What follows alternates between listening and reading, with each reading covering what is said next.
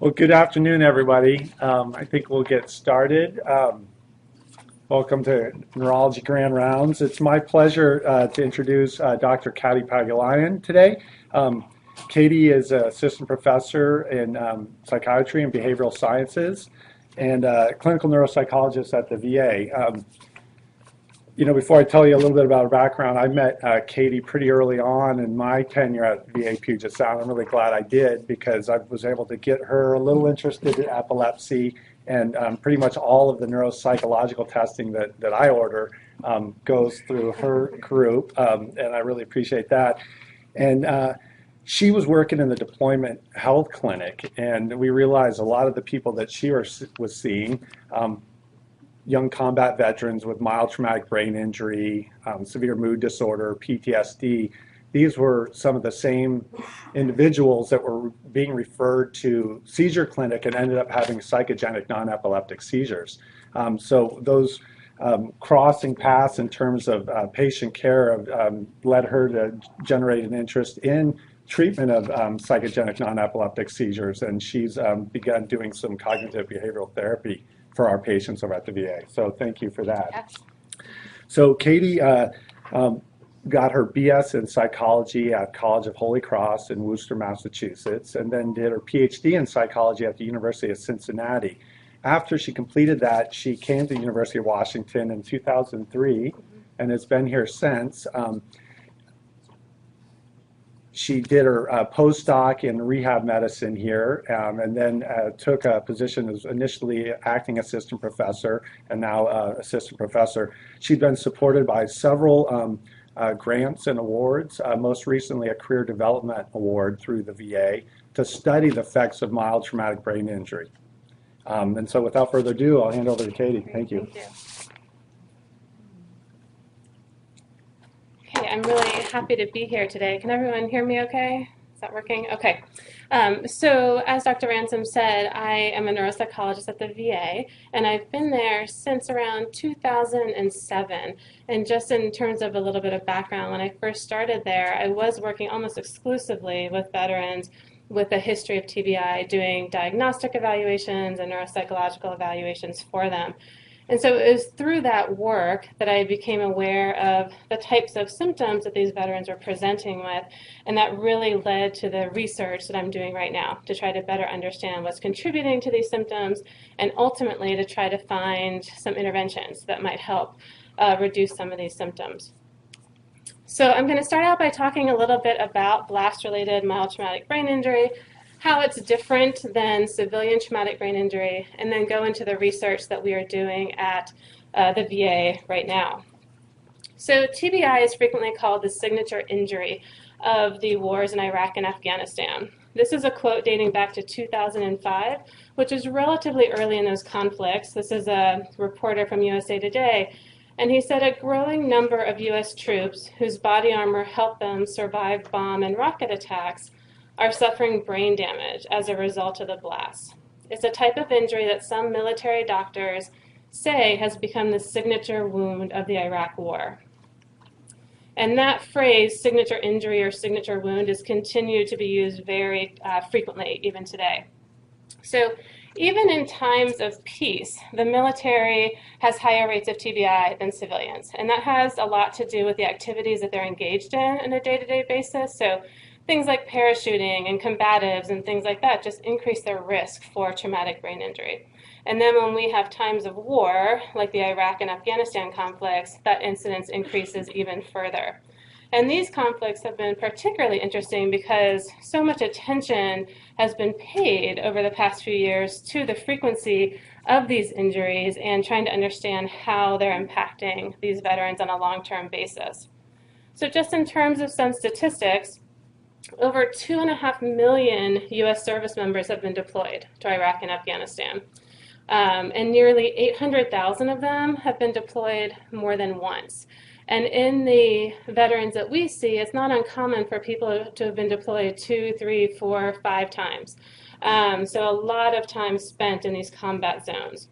And the estimates vary a little bit, but roughly 20% of those veterans who've been deployed are estimated to have sustained at least one TBI. the vast majority of them are in the mild range. And they're or they're very predominantly caused by improvised explosive devices, or IEDs. The statistic here says that 88% of injuries treated in the combat zone were due to a blast injury.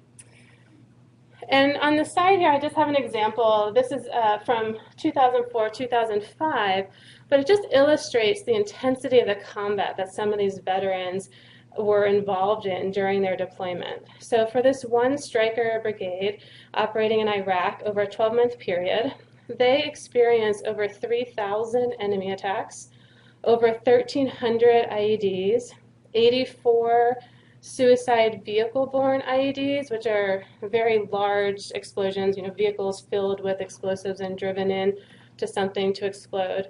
And then more than 1,500 direct fire attacks and more than 600 indirect fire attacks. So as you can imagine, it's very intense combat that a lot of these veterans have experienced. The Department of Defense is tracking how many brain injuries are diagnosed in the military over time. And so this shows that the majority of the injuries that are diagnosed are in the mild range. That's the yellow line on top. And the numbers have increased over time. Starting around 2007, you can see that there is more of a jump in the numbers, and they've started to come back a little bit.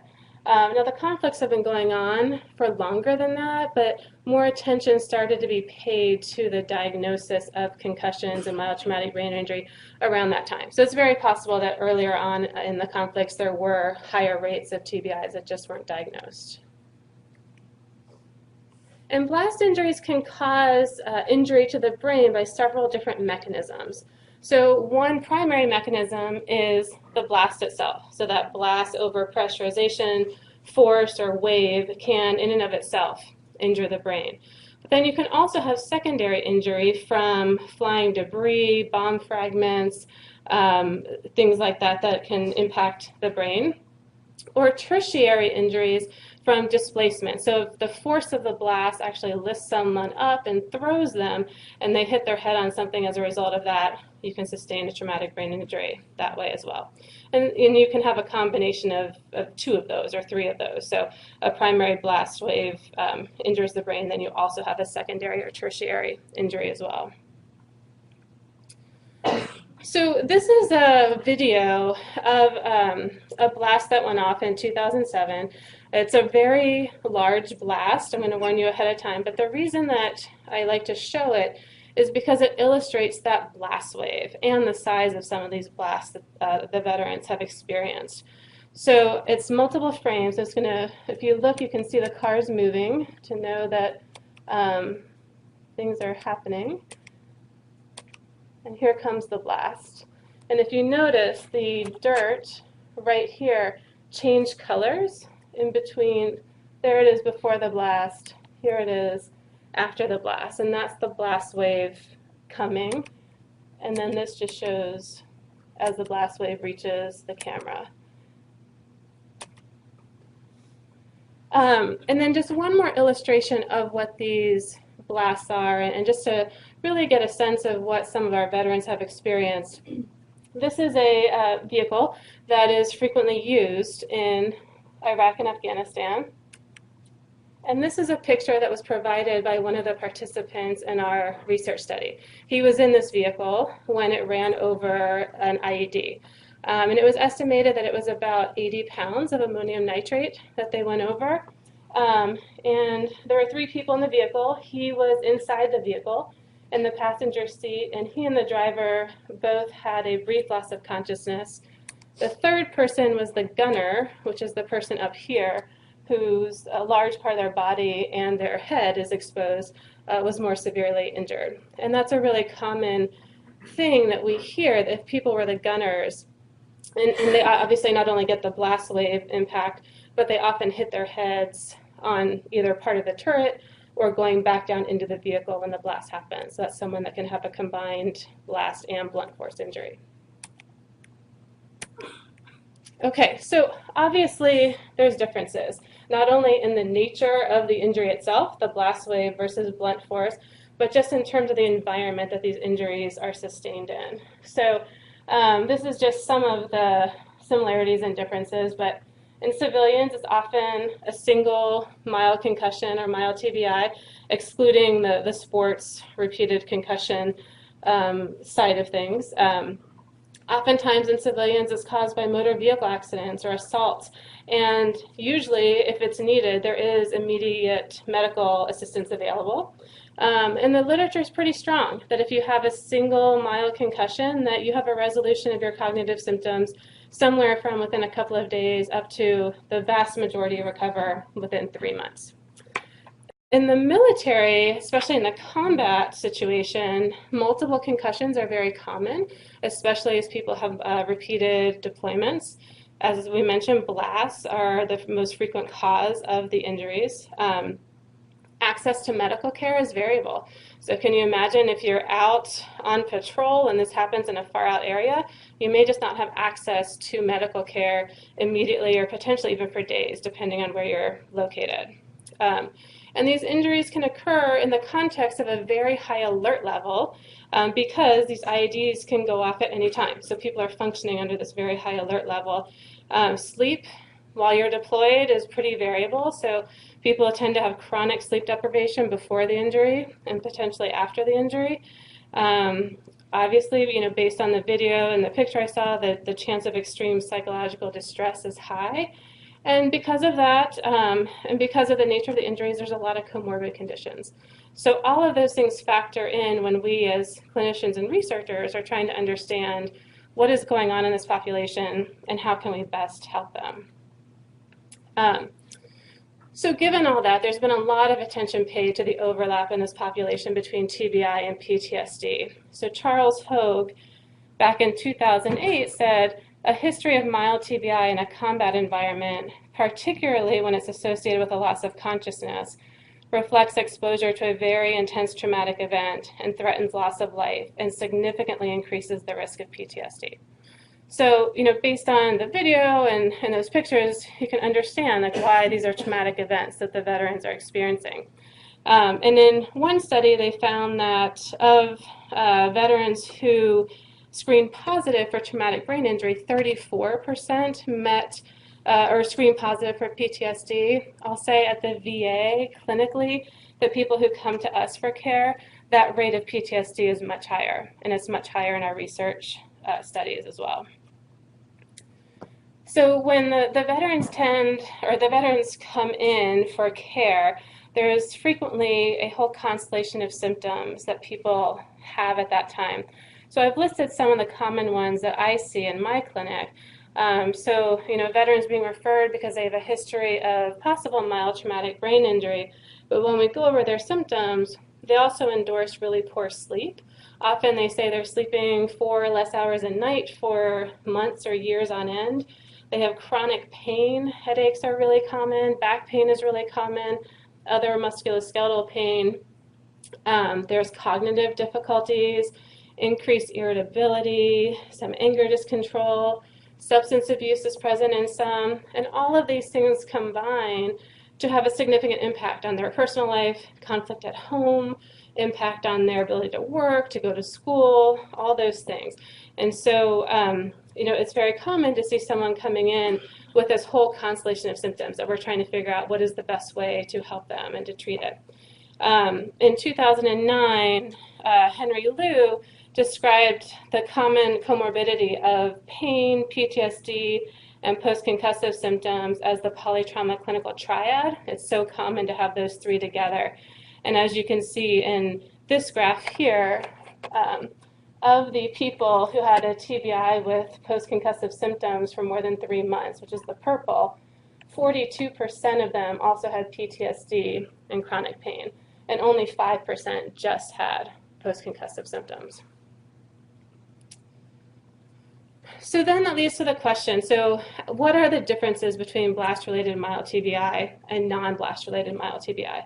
There's only been a handful of studies that have really tried to tease that out in terms of outcome, but what they've shown so far is that blast-related mild TBI is associated with more negative personality changes than veterans with non-blast-related mild TBI, and higher endorsement of post-concussive symptoms. Studies that have tried to determine if there's differences in neuropsychological outcomes have not found any differences to date. And then one study actually looked at the difference between non-blast mild TBI and then a group of people who had a blast TBI and a secondary blunt trauma, and also found no difference in their neuropsychological performance. So what we're trying to do at the Seattle VA is we have a large research study going on, some multidisciplinary group of individuals who are looking at different aspects of outcome after repeated blast-related mild traumatic brain injury.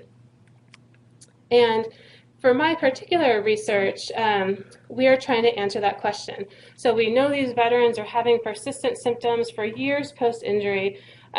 Most of the symptoms that they're having are not specific to mild TBI or diagnostic of mTBI. There's many factors that could be contributing, but what is the role of the blast waves and these mild TBIs in their current symptoms? And could the cognitive problems that they're experiencing be associated with any changes in brain functioning? So first I'm going to review some of the basic demographic characteristics of our sample. So we currently have 77 veterans with a history of repeated blast-related mild TBI. So I'm particularly interested in the impact of repeated blasts or repeated mild TBIs over time, and how that affects cognition and brain functioning. We also have 32 veterans who were in the military during the conflicts in Iraq and Afghanistan and were deployed but have no history of brain injury. So the two groups are comparable in terms of age and education and premorbid intelligence, and in terms of the racial breakdown of the groups. But the median number of blast exposures in the mild TBI group is 11. So we look at blast exposures two ways. So one of them is how many blast exposures did they have that were associated with symptoms. And so this could be an alteration of consciousness, a loss of consciousness, but it could also be something like a headache or a nausea or ringing in their ears, or something along those lines. And the range of exposures like that our veterans report is from 2 all the way up to more than 100.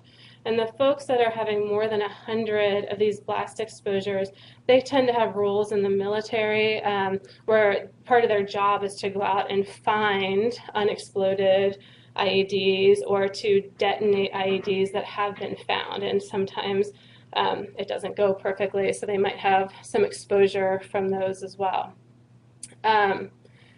That being said, the median number of blast exposures with a loss of consciousness is 1 per person. So this is the mild traumatic brain injuries that they're experiencing are pretty mild in nature, but they're having a lot of them. The average time since injury is about 5 years. And then we look at the blast exposures that they report, and we see, well, do these meet criteria for blast-related mild traumatic brain injury? So do they meet ACRM criteria for traumatic brain injury? And the majority of the participants do meet criteria for 5 or more ACRM criteria, mild TBI. Okay, so the first thing we looked at is what are the psychiatric symptoms like in this population? And what we found is that, as expected, the veterans with a history of mild TBI have significantly higher depression symptoms, significantly higher PTSD symptoms, and 76% of them have PTSD as diagnosed by a structured clinical interview, compared to 16% of the deployed controls. And we have a subsample of individuals that we've followed over time. So one of our questions was, how consistent are these symptoms?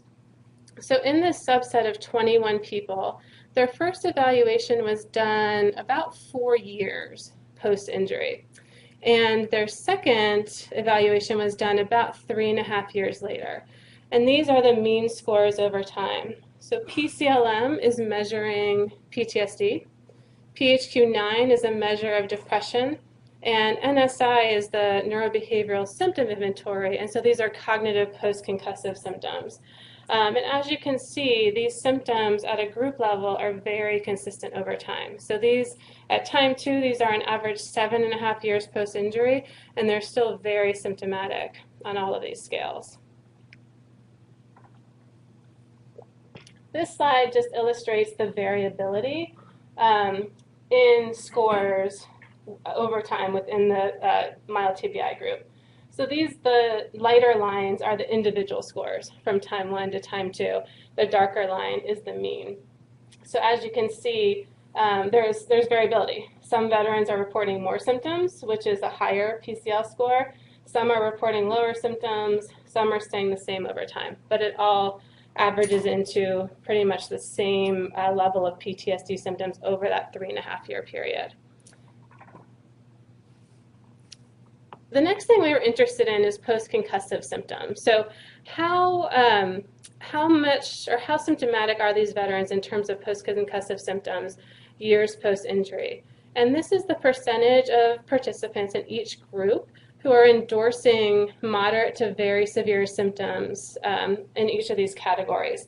So for example, 78% of the mild TBI group is reporting moderate to severe irritability all these years post-injury, compared to 23% of the controls.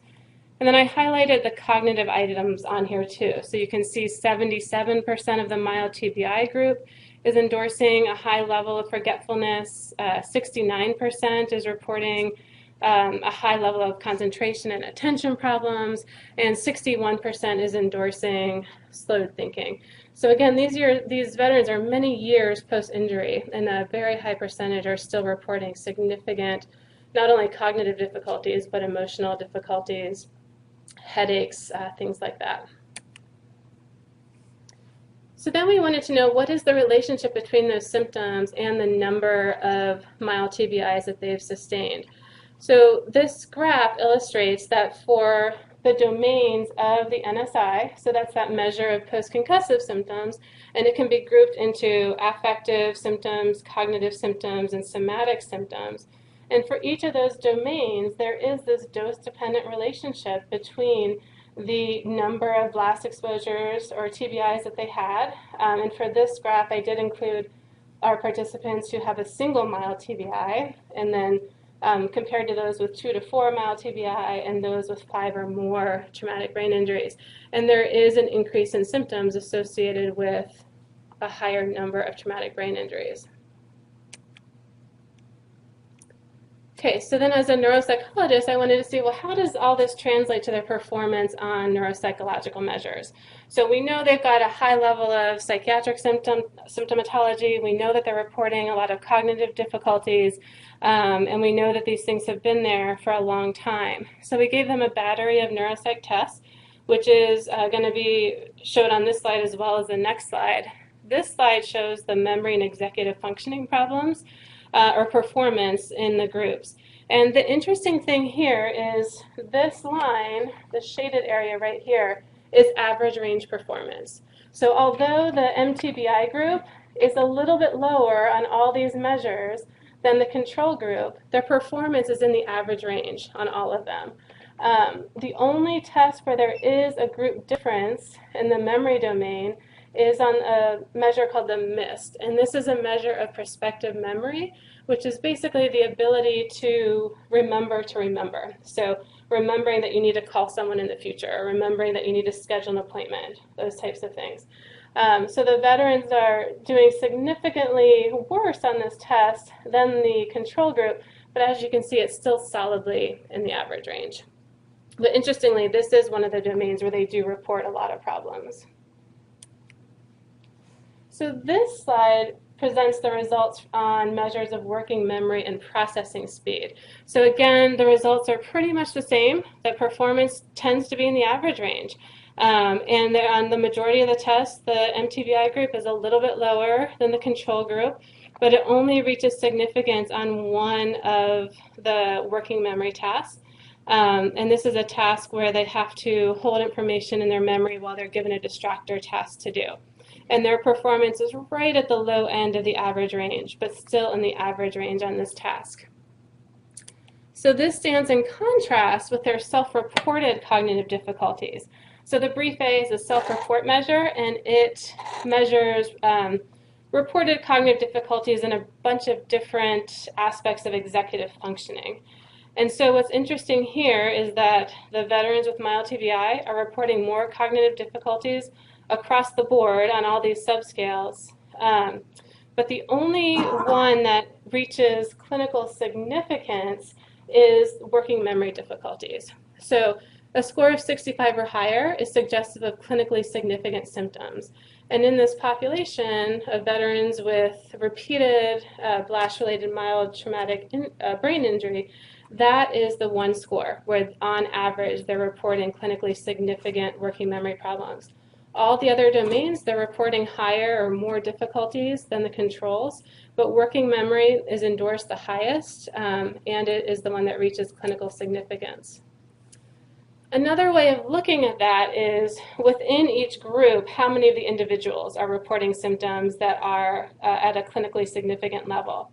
And so what this shows us is that about a third of the deployed controls are reporting working memory problems that are in the clinically significant range, whereas almost 70% of the participants in the mild TBI sample are.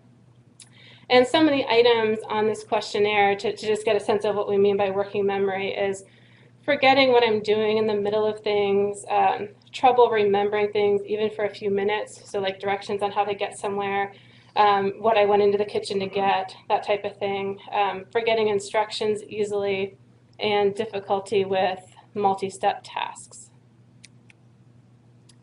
So the combination of these things that veterans are reporting, a lot of day-to-day working memory problems, combined with some research that was coming out of our group that suggested that the cerebellum might be particularly vulnerable to blast exposures, led me to really focus my research on working memory.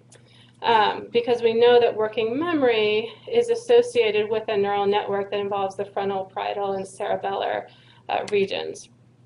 So the research that was coming out of our larger research group had two findings that suggest that there is a cerebellar contribution, or the particular vulnerability of the cerebellum, I should say, to blast exposures. The first one is a study using FDG PET. And in this study, it was found that FDG PET hypometabolism was correlated with the number of blast exposures that someone had reported.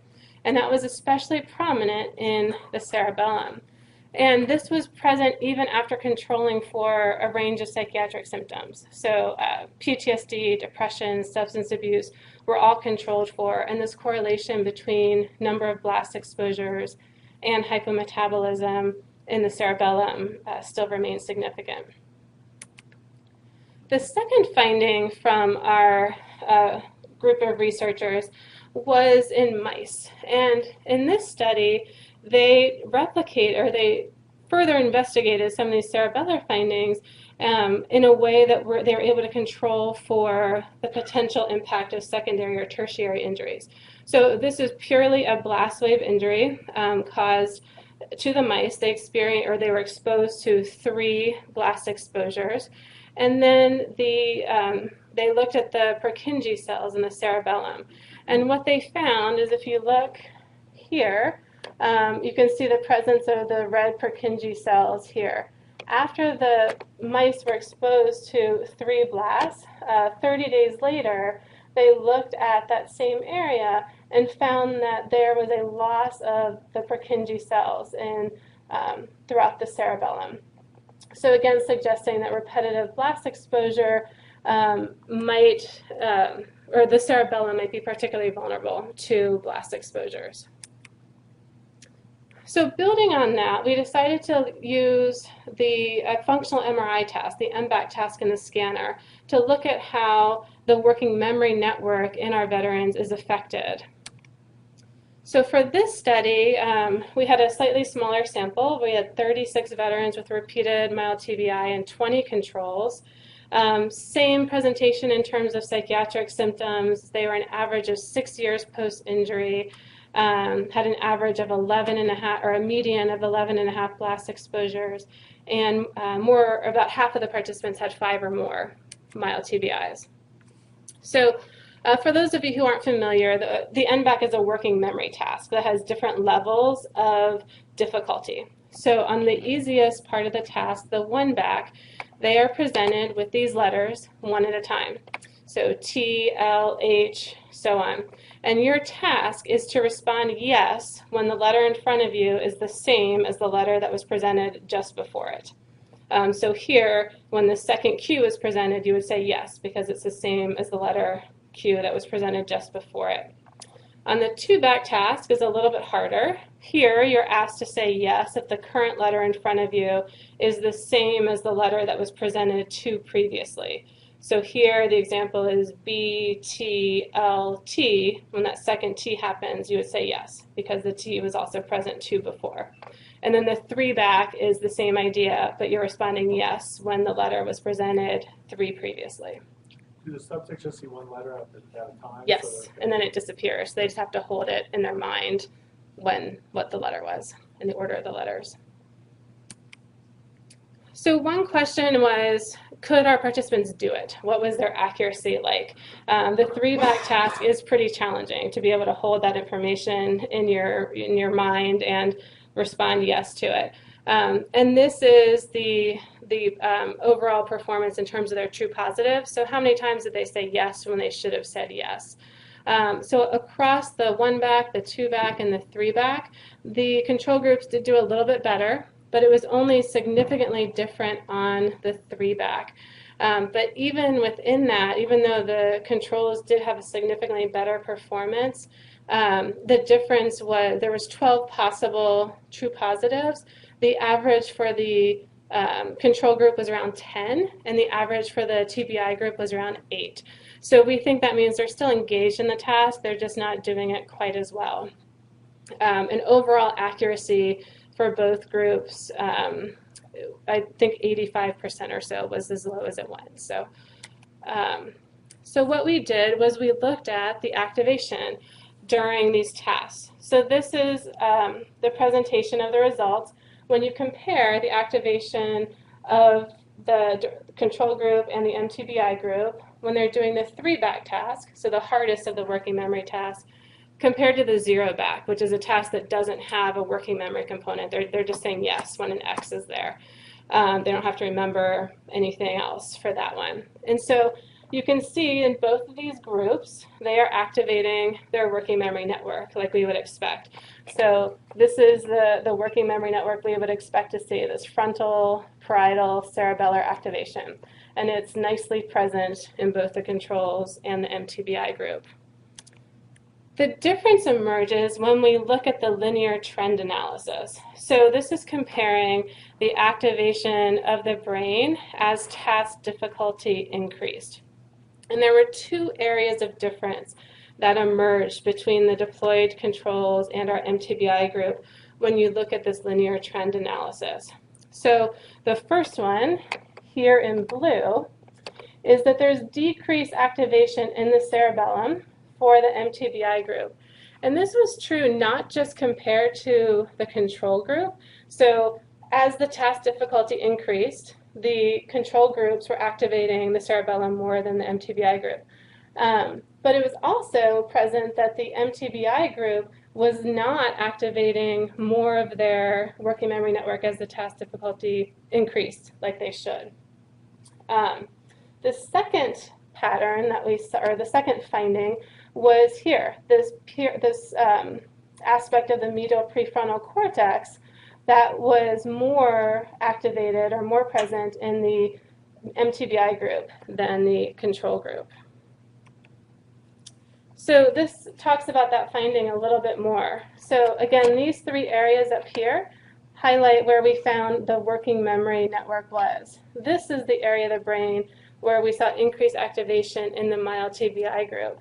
So this is outside of the working memory network, but it's actually part of the default mode network. And the default mode network is an area of the brain, or it's a neural network that is active when the brain is at rest.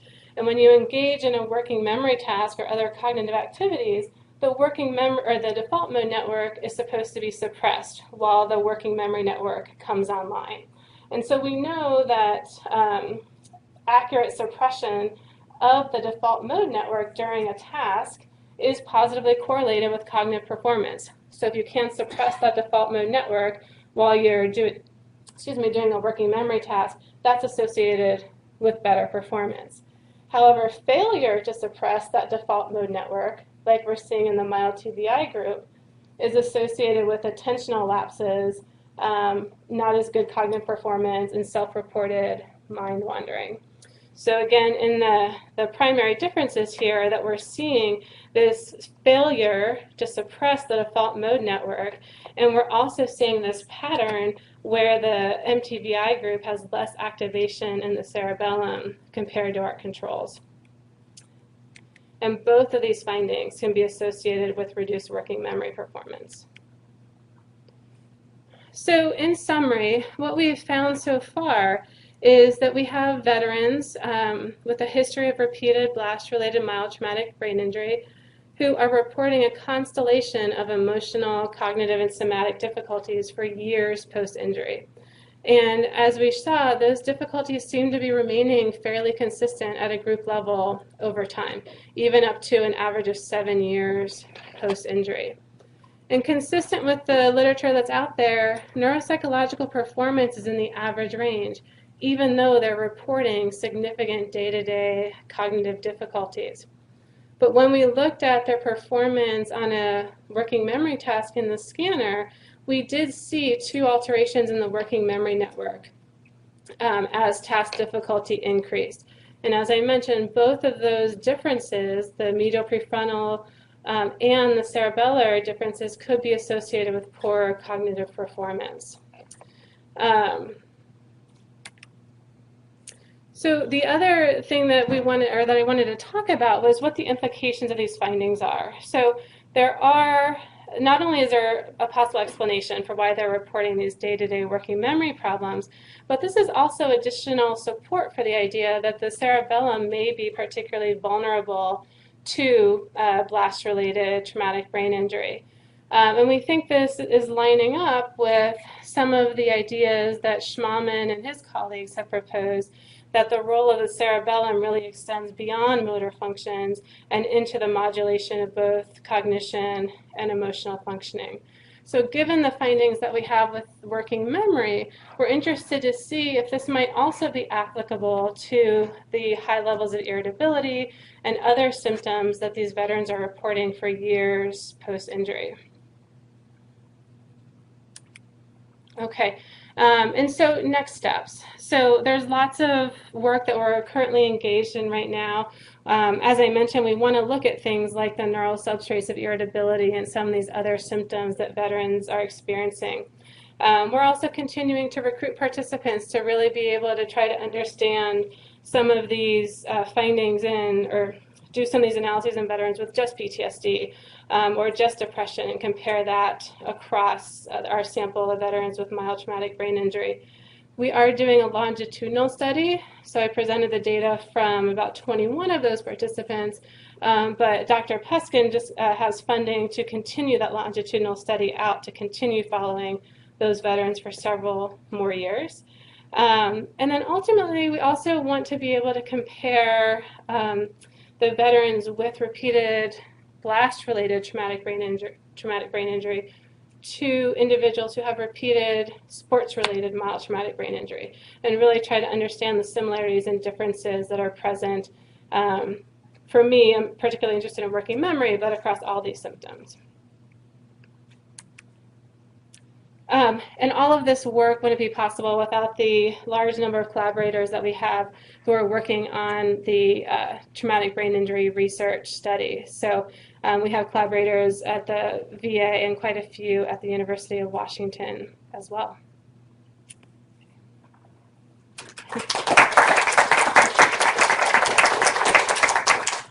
So do we do Questions? Yes. Could you say anything about therapeutic approaches to some of these problems? So yeah, so one of the studies that I've also been involved in is looking at a cognitive behavioral therapy intervention for the cognitive difficulties. And that study actually just wrapped up, and we found that doing a group-based cognitive rehab intervention was successful in reducing some of the day-to-day reported cognitive difficulties. And now that has been expanded or continued on in another study where we're actually combining an intervention for PTSD called behavioral activation with that cognitive rehab intervention to see if we can reduce symptoms of both PTSD and the cognitive difficulties at the same time. There's also some medication studies going on. I don't know if Dr. Peskin's here. She can talk about some of her studies. We're the home of the crisis and right. So crisis and effective for post-traumatic stress disorder.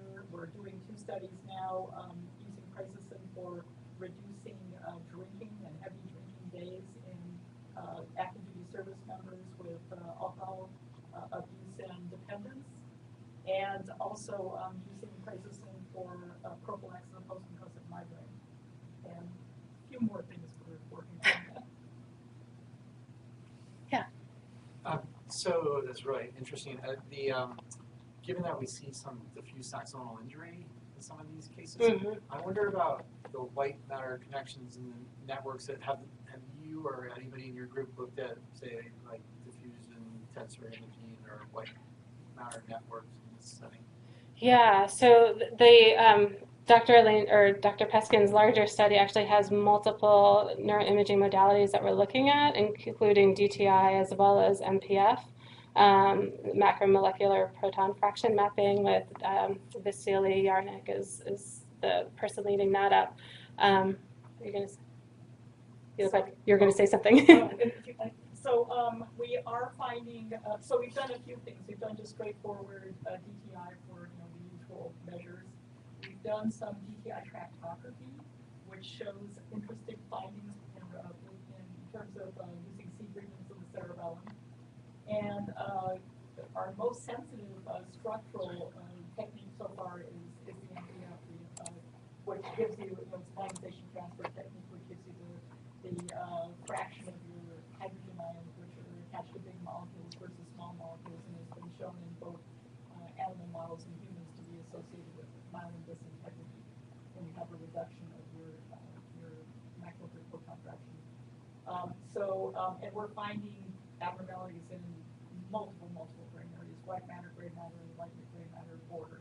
So it seems to be the most sensitive structural technique we have so far. Yeah. So you said you could divide the TBI people into mild, moderate, and severe, and you're focusing on people with mild. Mm-hmm. So what if you chose the moderate cases? Are there too few of them, or wouldn't you expect that whatever you're finding would be more pronounced in the moderate cases if there really is this kind of dosage effect? Have you thought of expanding it to moderate, however you define moderate? Yeah, that's a really good question. So the reason that we're yeah. Repeat the question. Oh, sure. Sorry. The question is, we are focusing on mild traumatic brain injury. So what about expanding that to moderate traumatic brain injury, and wouldn't we expect the effects to be more pronounced in that population? So the reason that we're focused on mild is the vast majority of injuries that are being sustained by the veterans are in the mild range of injury.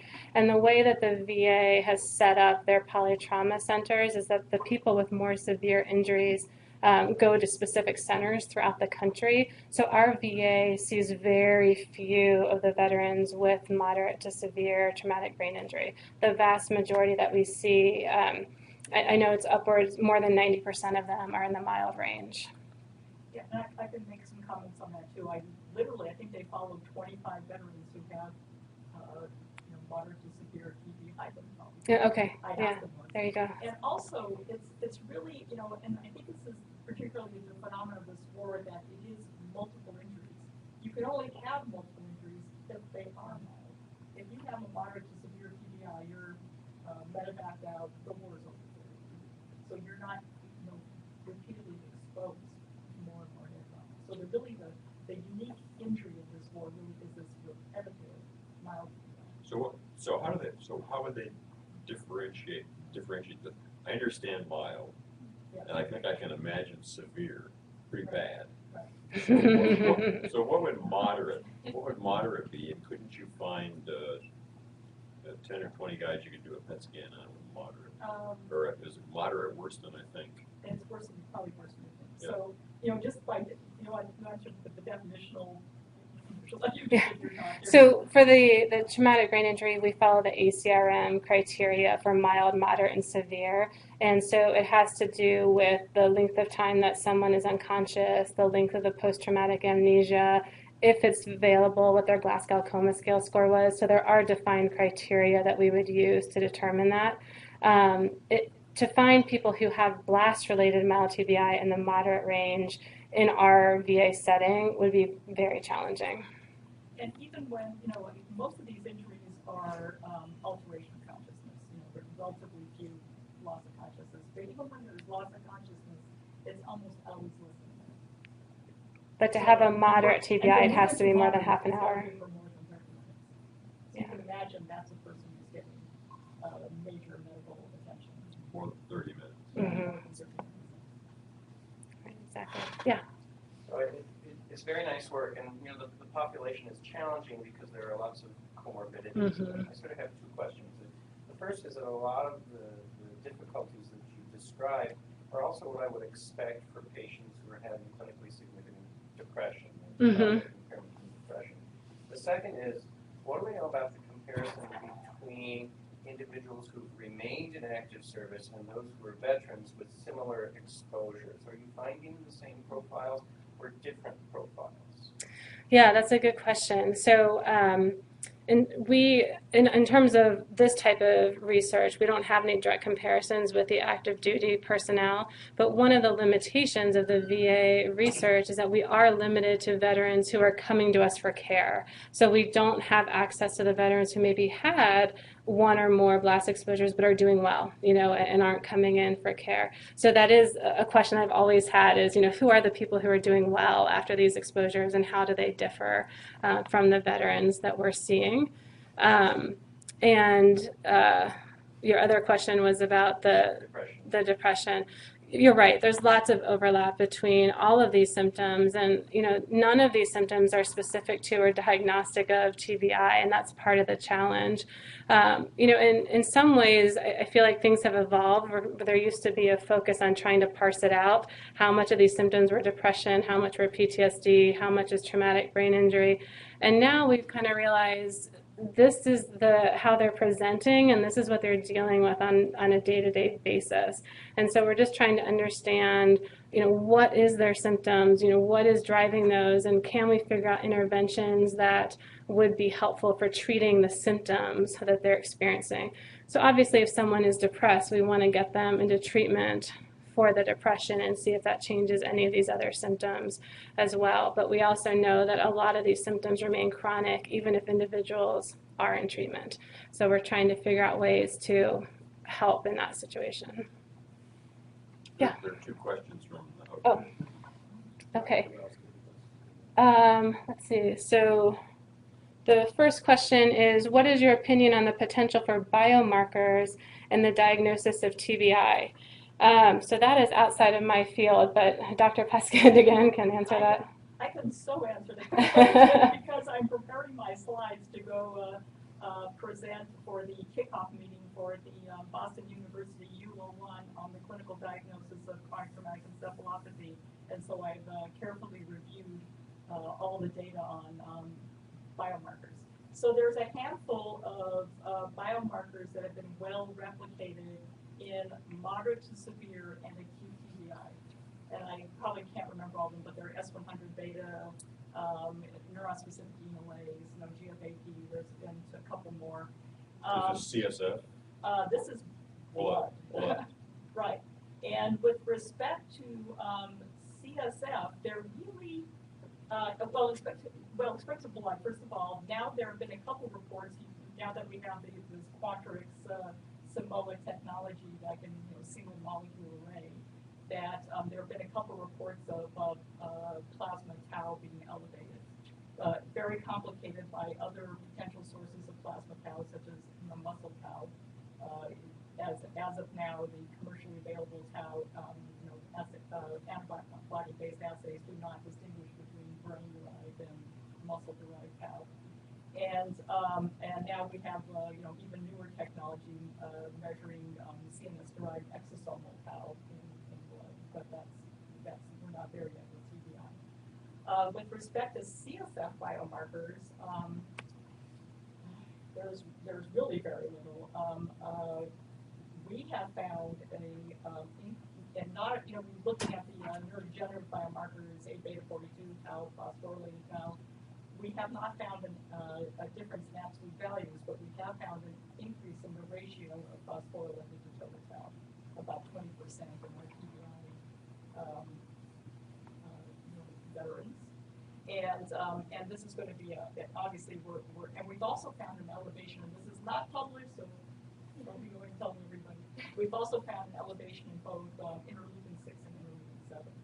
Interleukin 6, a relatively straightforward inflammatory biomarker, and interleukin 7, a little more mysterious. It's expressed, these receptors are expressed by astroglia, but we don't know too much about it. So that's what we know so But a far. biomarker for mild TBI, I mean, there's the clinical diagnosis, I mean, the screening instrument just if you're stunned, dazed, brief loss of consciousness, Right. you have a mild TBI. I mean, you're not going to That's prove the definition. That's Right, the that definition. definition. So you're not Right. going to prove or disprove But we're mild talking TBI about- with a biomarker. But we're talking about long-term changes. Right. We're talking now 5, 7 years out, having changes in CSF So it- biomarkers many years Is it out. correlated with chronic symptoms or something? That would distinguish it from a different chronic progressive degenerative process that was Or PTSD or depression.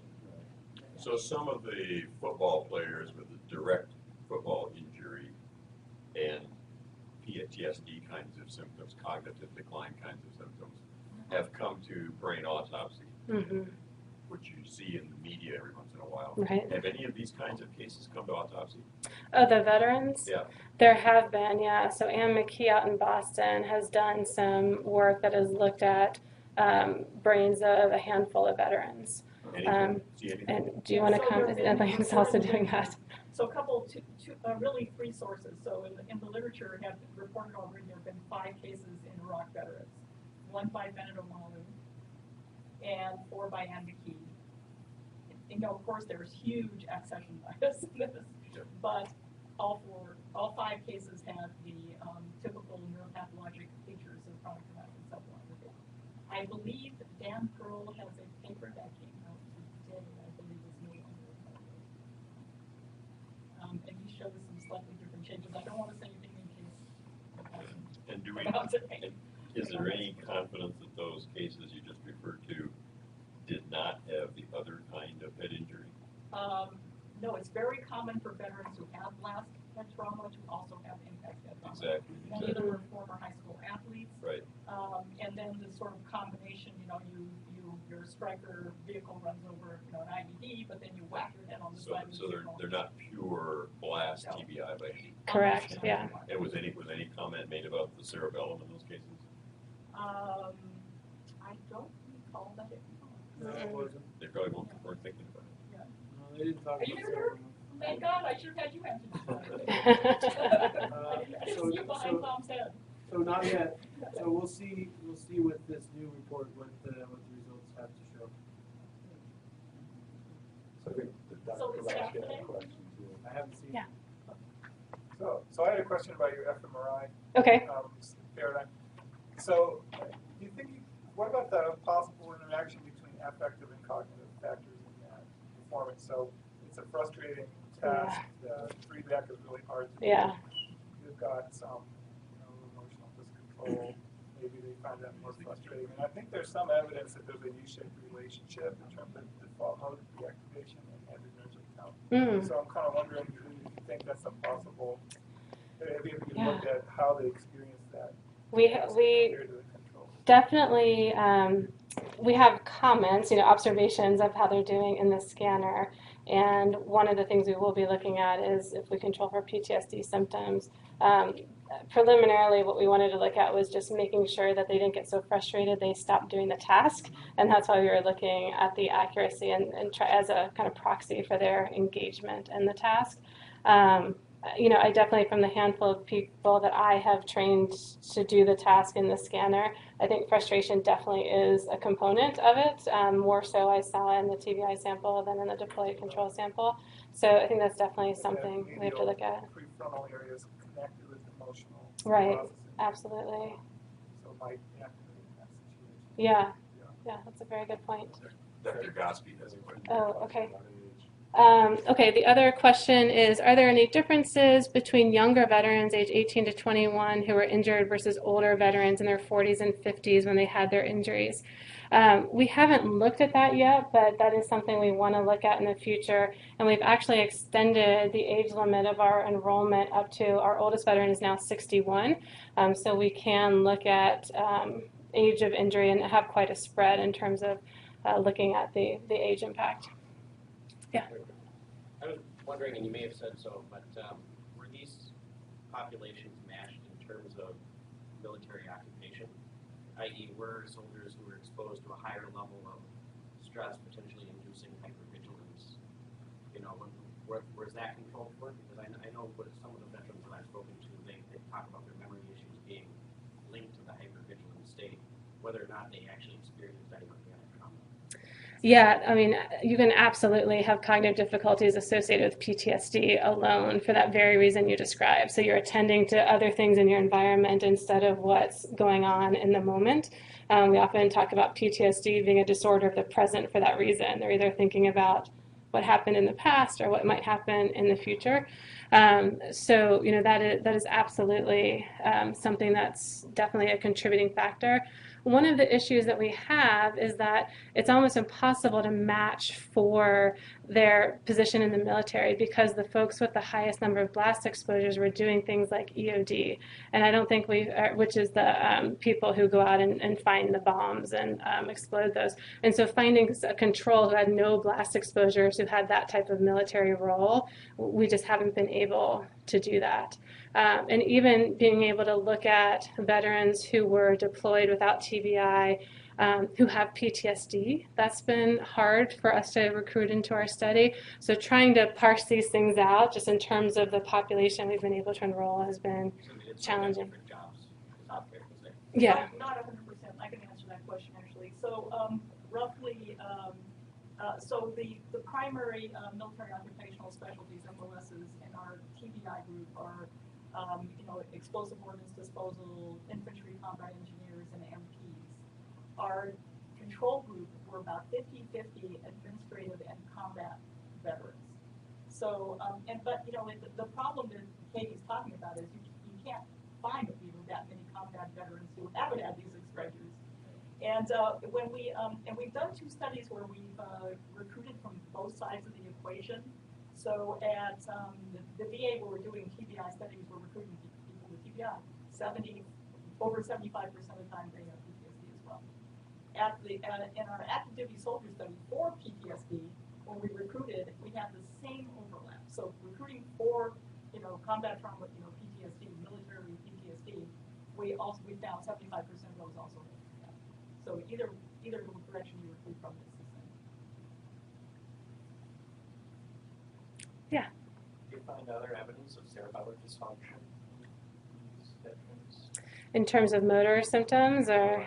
Like speech? Not prominent, for sure. Components of the cerebellar cognitive affective disorder. I would say what I've seen clinically is more on the cognitive and affective side as opposed to the motor side. You do the UPDRS as part of the evaluation. And they get very low scores, but the only thing they get a score at all on is comparative numbers. Yeah. And then they do have higher scores on the balance, coordination, sort of the sensory motor integration cluster of those NSI symptoms. And then when we do cerebellar testing in the mice, we call the mice who've had 3 or more blasts unsafe at any speed on the road.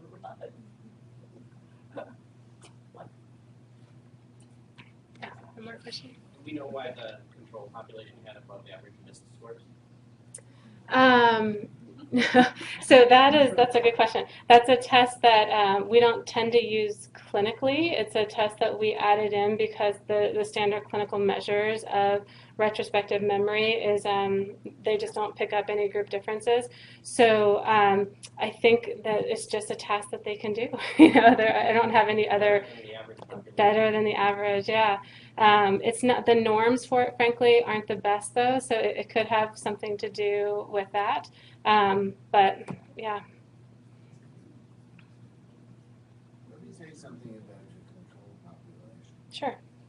And I'm a former Army neurologist who was head of neurology and psychiatry at a large evac hospital in the United States during the Vietnam War.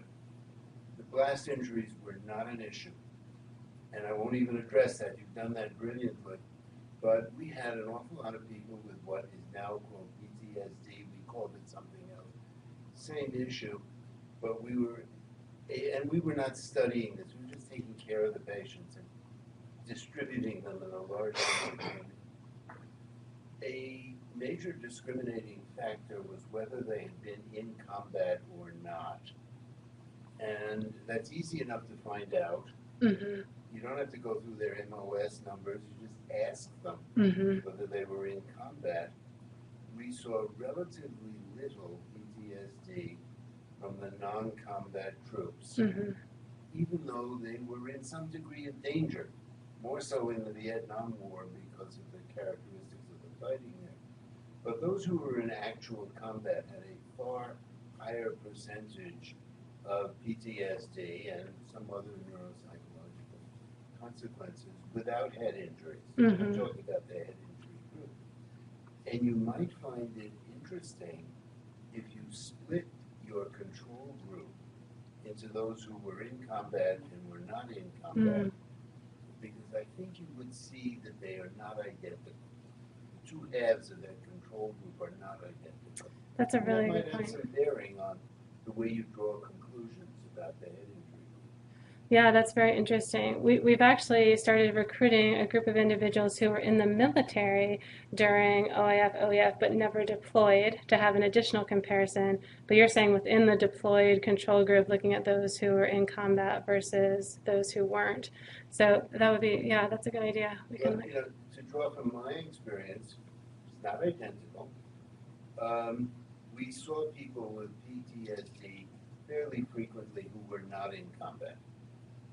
And I think that's different than the ones who were stateside. We saw very little of that, at least that were sent to us. We were the only game in town, so to speak. But I think dividing your control group for combat and non-combat for people who were in country might be useful, and it isn't a huge amount of work to do. Yeah, we have that information. That's a great idea. And we get a combat experiences scale as well, so we actually have a quantified measure of combat exposure. Right. Oh, that would all add to it. Yeah. Well, thanks, Katie, for a great Thank you. talk.